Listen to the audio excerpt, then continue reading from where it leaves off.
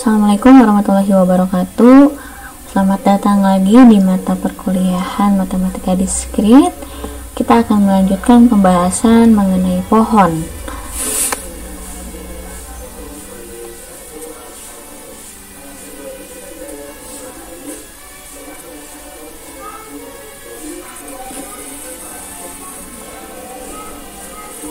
Oke, kita mulai dari pohon berakar.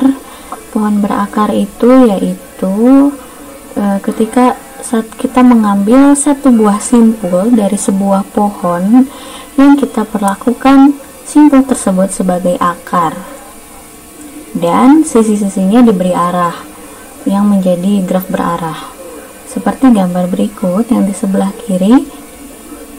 Ini kita dari sebuah pohon mengambil simpul A sebagai akar, maka ini merupakan pohon berakar.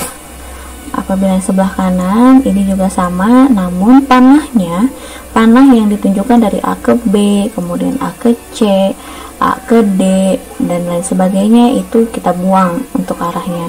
Tapi ini menunjukkan pohon berakar. Nah, di sini kita lihat, di sini ada sebuah pohon. Ini sebuah pohon. Kita akan membuat pohon berakar dari pohon yang sebelah kiri ini. Di sini kita ambil contoh, kita mengambil B sebagai akar, maka hasilnya adalah B sebagai akar. Kemudian kita lihat dari pohon ini, B ini memiliki sisi yang mana saja. Ada A, B ke A, B ke C, dan B ke D. Jadi B ke A, B ke C, kemudian B ke D. Selanjutnya di D, di sini A sudah tidak ada lagi simpul, C tidak ada lagi. Kemudian di D ini ada yaitu ke E, ke G, ke H, E, ke G, dan ke H. Sedangkan E ini ada akar, di E ini masih ada ke simpul F. Gitu. Ini perlakuan B sebagai akar. Contoh kedua, apabila kita mengambil E sebagai akar, sama seperti tadi, maka berarti si E ini dia memiliki anak yaitu simpul D dan simpul F. Simpul D dan simpul F. Si F ini sudah tidak punya anak. Kita lihat di D. Di D ini ada anaknya yaitu B, G, dan H. Ya, B, G, dan H, dan B punya anak yaitu A dan C. Ini adalah contoh mengambil pohon menjadi pohon berakar. Kemudian ada terminologi pada pohon berakar. Yang pertama kita sebut sebagai anak dan orang tua atau children dan parent. Sini kita bisa lihat bahwa si B, C, dan D ini merupakan anak atau children dari A. Nah, si A ini adalah orang tuanya dari B, C, dan D. Berarti kalau begitu si B ini merupakan parent. Parent dari siapa? Parent dari anak-anaknya yaitu E dan F. Kemudian terminologi yang kedua yaitu lintasan atau path. Lintasan, misalnya lintasan dari A ke J yaitu A, B, E, J. Itu lintasannya. Panjang lintasannya ada berapa? Ada 3.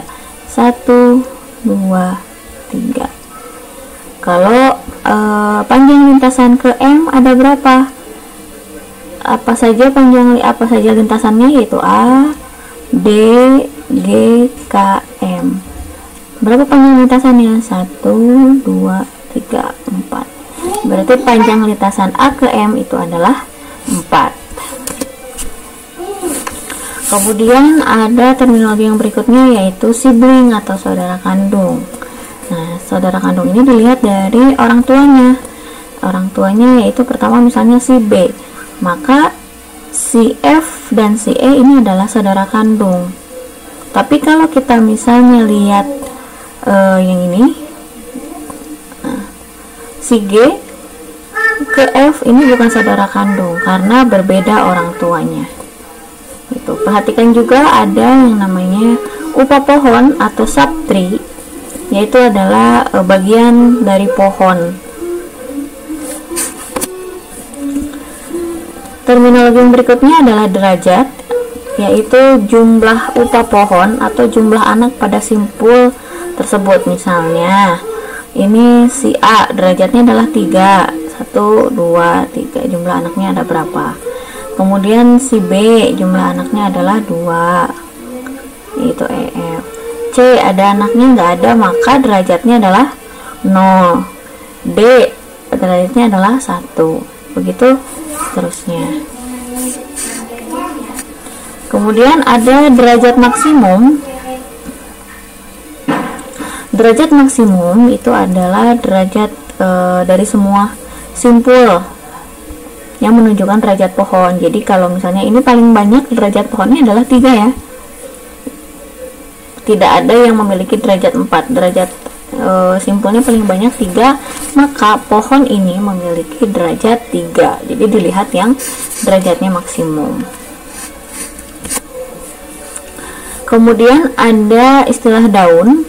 Daun itu adalah simpul yang derajatnya 0, berarti C, kemudian F, kemudian H, I, J, L, dan M. Karena ini tidak punya derajat, maka atau derajatnya sama dengan 0, maka dikatakan bahwa simpul-simpul ini adalah daun.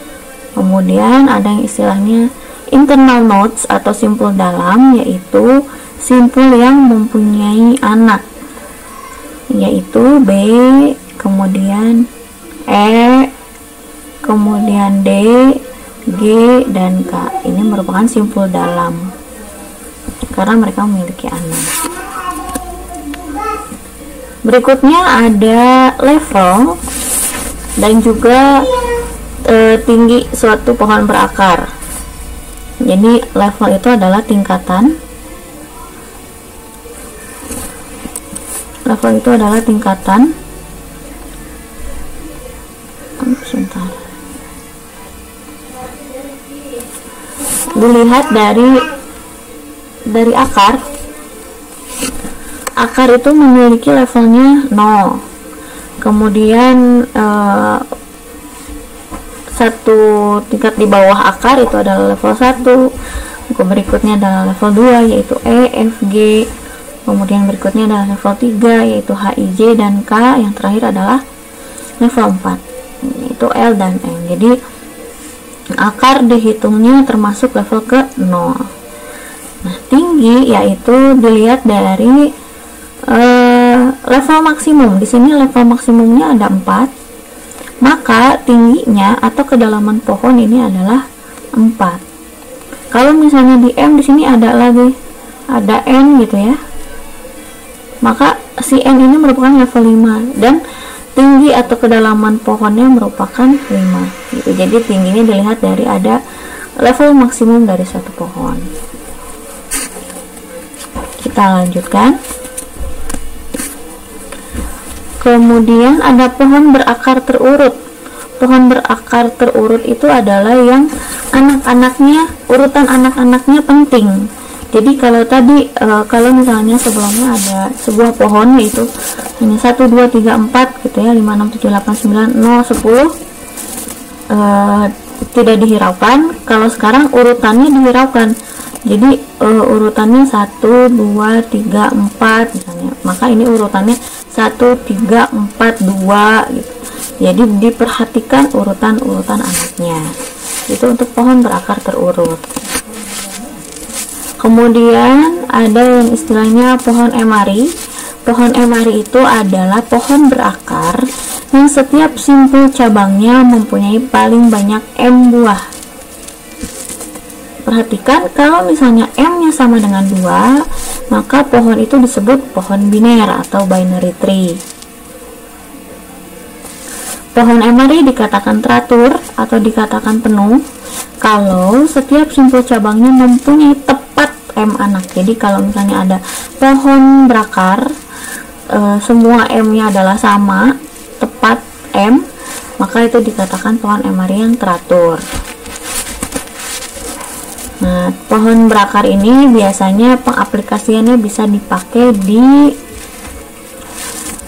parsing sebuah kalimat gitu. Jadi kalau misalnya di sini ada sebuah kalimat a tall boy wears a red hat gitu. Jadi bisa kita lakukan pohon berakar terurut tadi. Jadi itu adalah sebuah artikel, kemudian tall boy itu dalam bahasa Inggris itu merupakan sebuah noun phrase yang terdiri dari dua buah kata, ada adjektif dan ada noun-nya.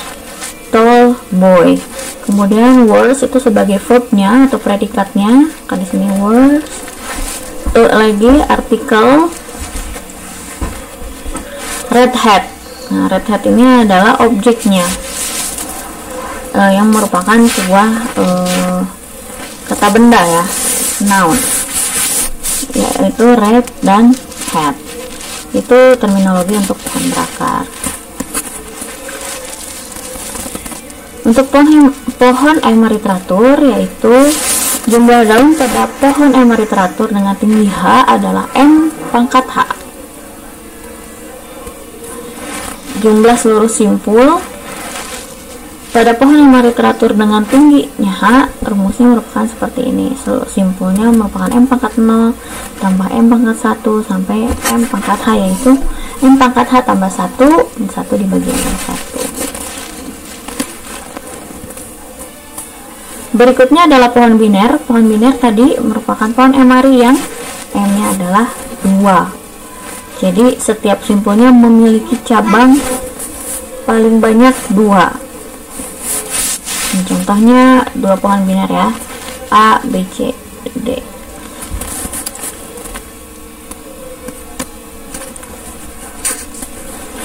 Pohon biner itu memperhatikan sisi kiri dan sisi kanannya. Di sini yang pertama ada pohon condong, yaitu pohon condong yang simpulnya terletak di bagian kiri saja. Kalau yang contoh kedua, ini pohon condong yang sisinya hanya di sebelah kanan saja. Kalau yang contoh ketiga, ini pohon biner yang setiap simpulnya punya 2 buah anak.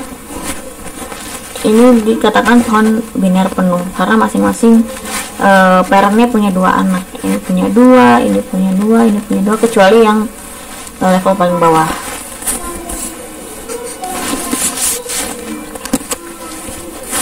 Ada yang namanya pohon biner seimbang, yaitu dimana si pohon kiri dan pohon kanannya seimbang, perbedaannya maksimal satu tingkat. Kalau yang T1 sama T2 ini dikatakan seimbang karena tingginya masih sama. Ini kan tingginya 0, 1, 2, 3, ada 3. Kalau yang ini sudah berbeda, ada yang tidak seimbang karena perbedaan tingginya sudah ada yang berbeda, yang di sini 2. Hanya dikatakan yang T3 ini tidak seimbang antara yang upah pohon kiri dan upah pohon kanan. T2 juga sama, upah pohon kiri dan upah pohon kanan. Kalau yang ini udah berbeda, upah pohon kiri dan kanannya sudah berbeda tingkatannya, tidak satu. Padahal kalau dikatakan seimbang kalau masih berbedanya maksimal 1. Penerapan pohon biner itu yang pertama ada pohon ekspresi. Pohon ekspresi yaitu daunnya menyatakan operan dan simpul menyatakan operator. Operan itu yang ini, yang A, B, C, D itu operannya. Sedangkan simpulnya menyatakan operator. Jadi contoh dari hasil pohon ekspresi ini adalah A tambah B gitu ya. Ini A tambah B dikali apa? Dikali C dibagi apa? B tambah D. Itu ya. Ini pohon ekspresi, hasilnya merupakan ini. Pohon ekspresi digunakan untuk mengevaluasi ekspresi yang ditulis dalam notasi infix, prefix, dan postfix. Postfix ini.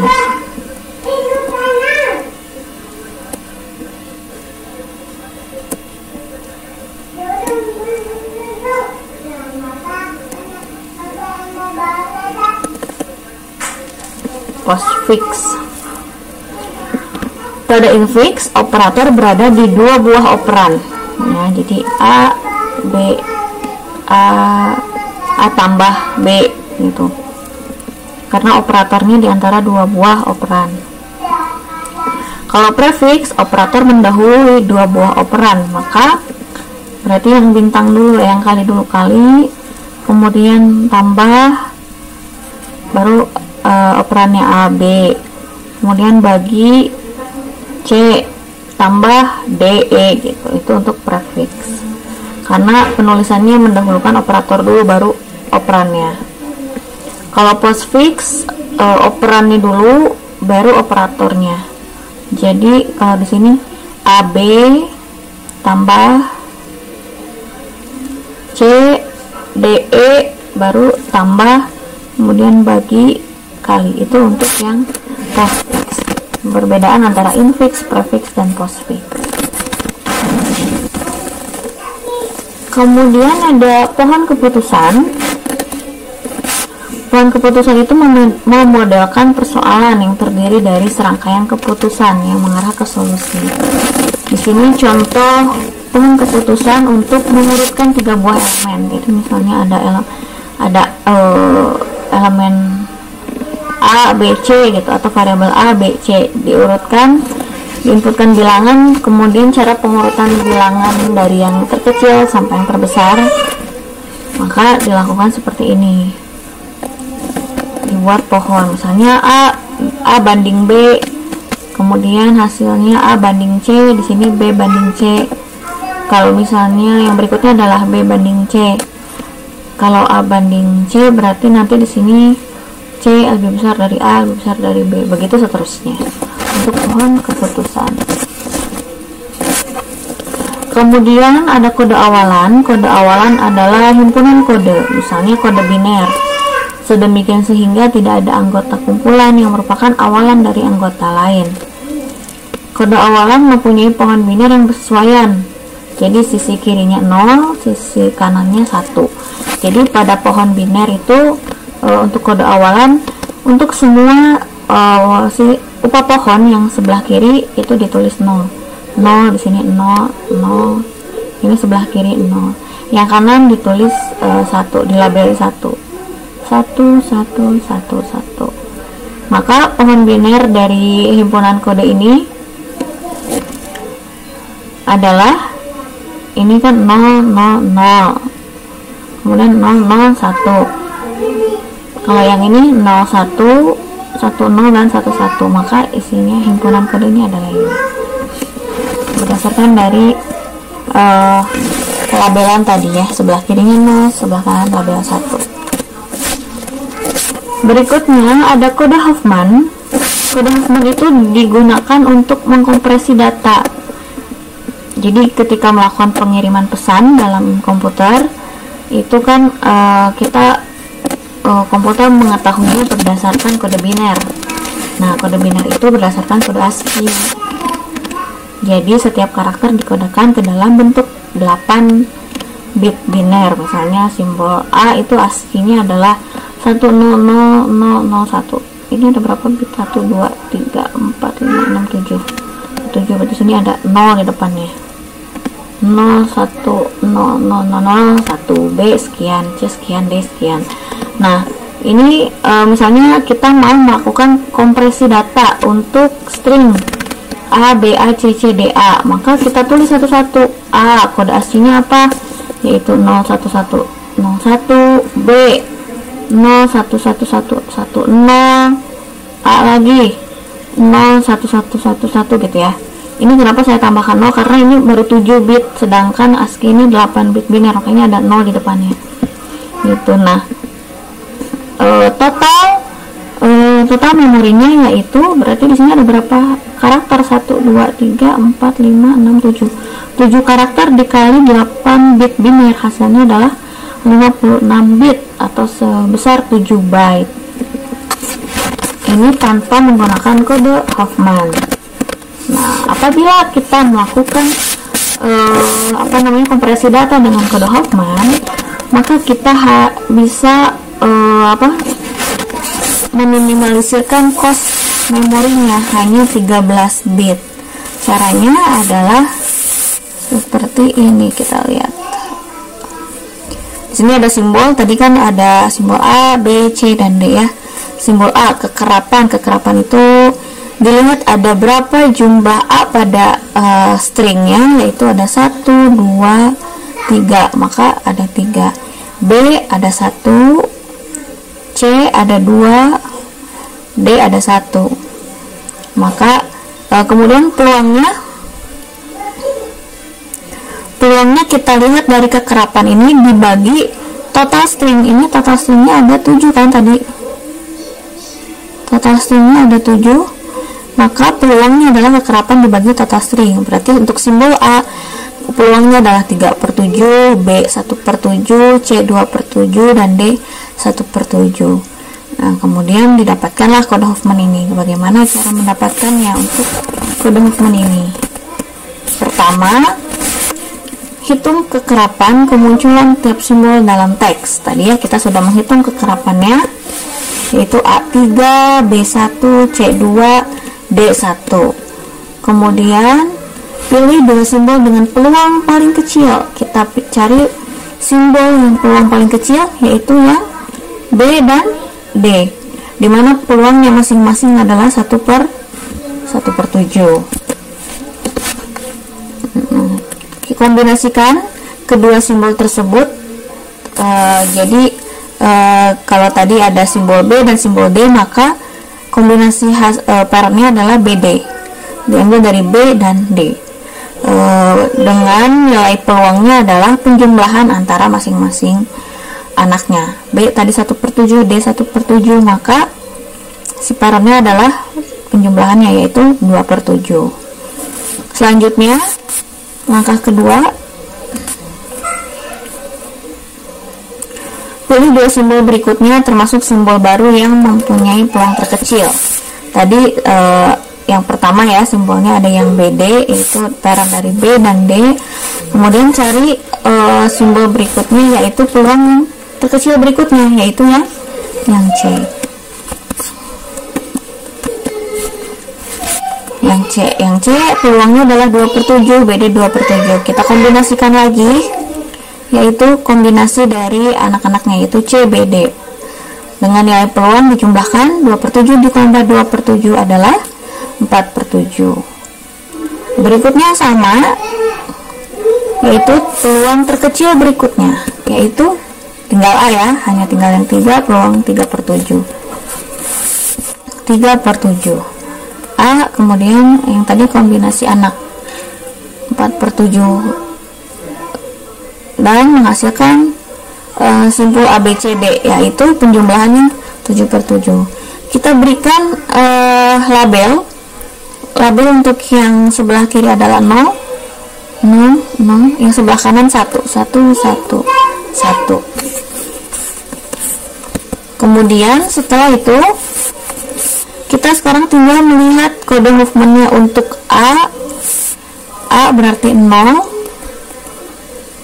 A berarti 0, B berarti 1, 1, 0. Kita lihat dari lintasannya ya, berarti B 1, 1, 0, C berarti 1, 0, dan D 1, 1, 1. Tadi A 0 ya. Maka kode Huffman adalah tadi A0, lihat dari lintasannya, B 110, C 10, dan D 111. Itu. Maka untuk rangkaian bit A, B, A, C, C, D, A ini tinggal kita gabungkan. A adalah 0, B 110, A lagi 0, C 10, C lagi 10, D 111, dan A 0. Maka di sini kita hanya membutuhkan memori sebanyak 13 bit. Itu membutuhkan memori yang lebih sedikit dibandingkan kita tidak menggunakan kode Huffman. Kemudian berikutnya ada pohon pencarian biner, yaitu binary search tree. Pohon biner yang setiap kuncinya diatur dalam suatu urutan, digunakan untuk melakukan proses pencarian, penyisipan, dan penghapusan elemen. Kayak di mata kuliah dasar pemrograman kita sudah belajar binary search ya, algoritma searching menggunakan binary search. Nah, di sini kita teorinya adalah ada R, ada T1, ada T2. T1 disimpan pada sebelah kiri, yaitu T1 ini apabila T1 nilainya lebih kecil dari R. Kalau T2 disimpan di sebelah kanan apabila nilainya lebih besar dari R. Contoh, misalnya ada bilangan, ada sebuah data yang terdiri dari beberapa bilangan integer. Kita lakukan dari bilangan ini kita buat pohon berakar terurut, yaitu 50 sebagai akarnya. Nah, kemudian kita cek 32 ini lebih besar atau lebih kecil dari 50. Kalau lebih besar dia disimpan di sebelah kanan 60, kalau lebih kecil dia disimpan di sebelah kirinya 50. 32 dia lebih kecil dari 50, maka disimpan di sebelah kiri. Berikutnya 18 lebih kecil, disimpan di sebelah kiri 32. Kemudian 40 lebih kecil dari 50, tapi dia lebih besar dari 32, maka disimpan di sebelah kanan. 60 lebih besar dari 50, maka dia disimpan di sebelah kanan. 52 dia lebih besar dari 50, tapi dia lebih kecil dari 60, maka dia disimpan di sebelah kiri. Kemudian 5 bilangan lebih kecil dari 50 sebelah kiri, lebih kecil dari 32, lebih kecil dari 18, maka disimpan di sebelah kiri. Kemudian 25 dia lebih kecil dari 32, lebih kecil dari 18, lebih besar dari 18, maka disimpan di sebelah kanan. Dan yang terakhir adalah 70, posisinya ada di sebelah kanan 50 dan sebelah kanannya 60.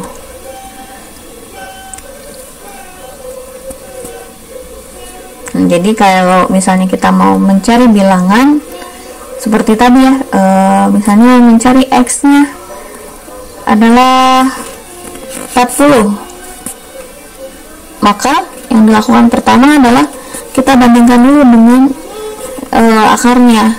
Kalau lebih kecil berarti dia ke sebelah kiri. Kalau 40 ini lebih besar dari 32 berarti sebelah kanan. Apabila sama, maka yang dicarinya sudah ditemukan. Itu contoh dari penerapan binary search tree. Yang berikutnya adalah transversal pohon biner. Transversal pohon biner ini ada pre-order, ada in-order, dan ada post-order. Ini tuh kaitannya dengan mengunjungi setiap simpul.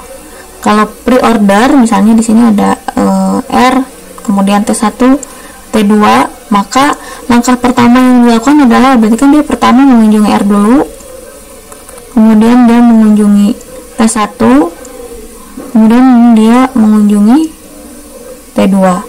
Ini adalah pre-order.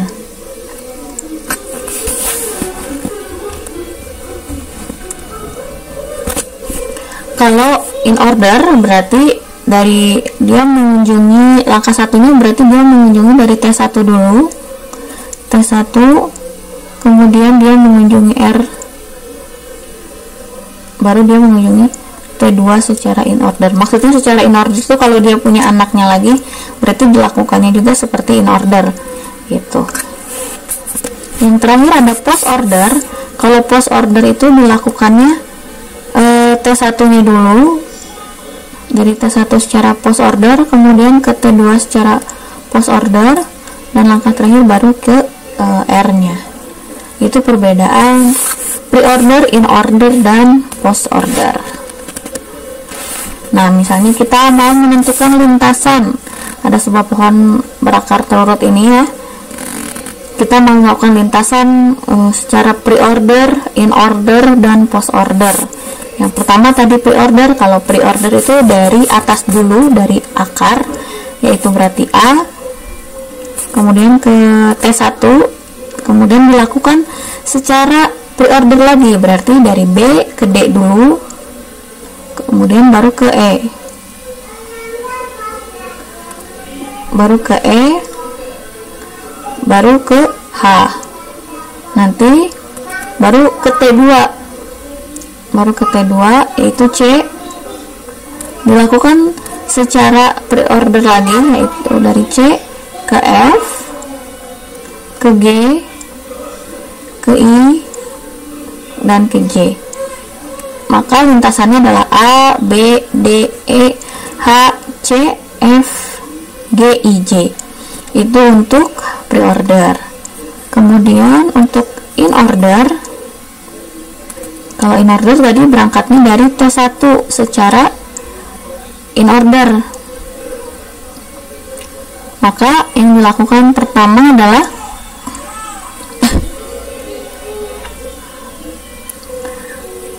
T1 ke akar, kemudian ke T2.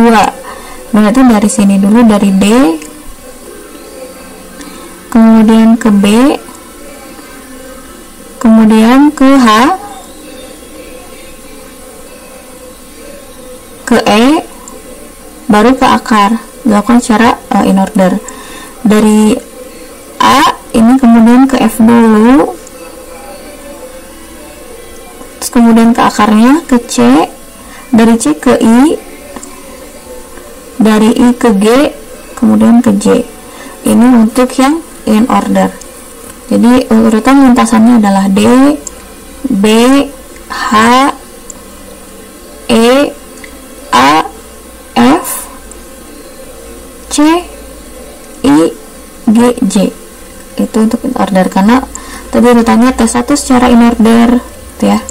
Ini T1, ini R, ini T2.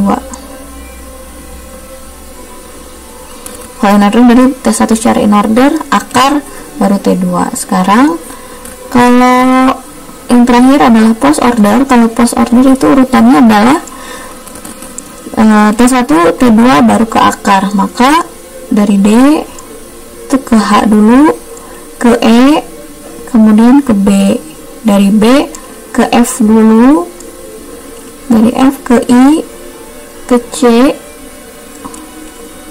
ke G, ke C, baru ke A. Itu lintasan yang dilakukan menggunakan post order. Di sini ada korespondensi antara pre-order, antara mengunjungi transversal tadi, dan juga dengan prefix, infix, dan postfix. Kalau pre-order dia korespondensi dengan prefix, kalau in order dia korespondensi dengan infix, dan post order dia korespondensi dengan postfix.